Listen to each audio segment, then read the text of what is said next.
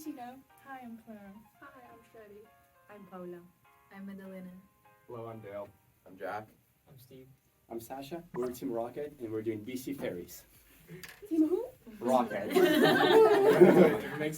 We chose BC Ferries because its shortcomings as a company have been very public over the last couple of years. Furthermore, we are all familiar with their services and understand why their operations are necessary for those living in coastal BC. Hey, Steve. To frame our research, we spoke with representatives at the BC Ferries headquarters in downtown Victoria.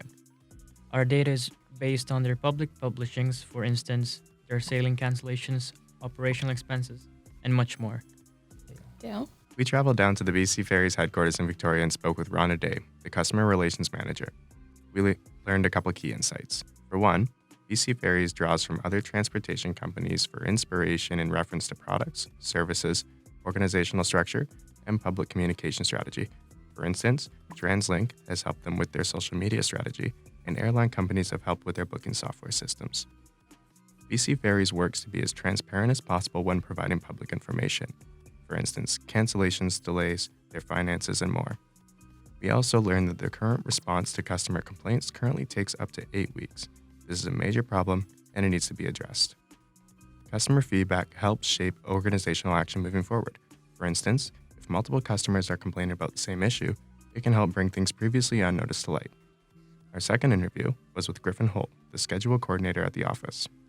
He states, to aid with the staffing shortage, BC Ferries has tried to effectively cross-train many staff to fill vacancies on a day-to-day basis.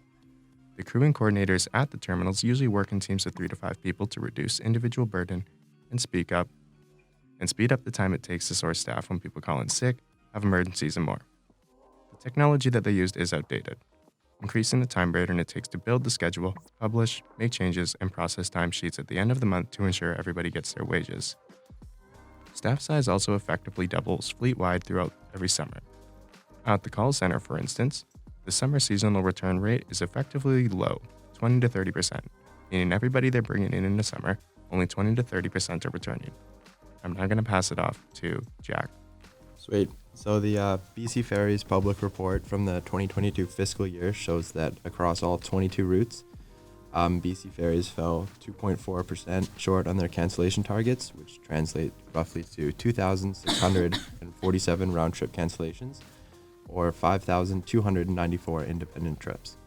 Additionally, they fell short 3.1% of delay targets, translating to 11,914 delays on round trips, or 23,829 late independent trips. Furthermore, BC Ferries has been experiencing an increased rate of injuries among staff. For example, employee injury frequency has increased from 0.62 per 1,000 employees in 2021 to 0.95 per 1,000 employees in 2022. We believe this indicates fatigue and burnout among employees, which may be a side effect of the lack of staff. An article from the Globe and News quoted Deborah Marshall, who stated, "The number of staff calling in sick and failing to show up to work has nearly doubled, and this lack of crew availability is leading to cancellations among other issues." Furthermore, the Vancouver Sun reported that each ferry system is facing a shortage of skilled mariners, an aging workforce as baby boomers head into retirement, and the impact of COVID-19. Lastly, BC Ferries has released numerous tweets to cancel or delay ferries, which they attribute to crew availability. Together, there is a significant evidence in the media that support the presence and repercussions of crew shortages. Therefore, we have diagnosed the root organizational behavior problem at BC Ferries to be attracting, retaining, and motivating good staff. Our research suggests that this problem is persistent because of higher than expected retirements in key shipboard positions, staff who chose not to receive the COVID-19 vaccine left the company, difficulties recruiting international candidates due to COVID-19, and the 25-year global shortage of professional mariners. We believe that the OB issues BC Ferries face contain a mix of short-term and long-term strategies. First, short-term solution could include improving treatment of short-term seasonal staff to aid recruitment processes, guaranteeing full-time hours for the duration of employment, if wanted, building a schedule further in advance to limit the time spent on call. Also, BC Ferries was granted 500 million from the BC government to help with these immediate expenditures. For long-term consideration, place further emphasis on finding long-term employment strategies for seasonal hires to limit turnover year on year. This could reduce the amount of costs expended on recruiting and maintaining an experienced workforce is another way to limit workplace injury and provide a consistent service. Moreover, phasing in updated technology to reduce administrative time burden and accelerate the customer response time.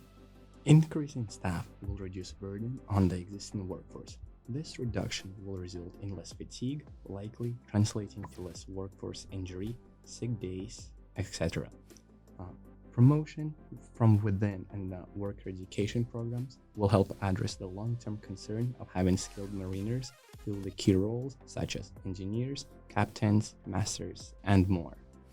The worker education program can also help bring new people into the company with intention of long-term employment, reducing new employees' costs in the future. Now back to you, Cheetah. So all in all, the lack of crew and staff absenteeism is an incredibly important OB problem to address because of its disruptive repercussions. Stability of ferry services is a prerequisite condition to personal well-being and healthy economies throughout the BC coast. The company has received additional support from the BC government to aid its time of crisis. Now is the time for action, and it requires new, innovative ideas to navigate these unprecedented conditions. The number one focus should be short-term service stability.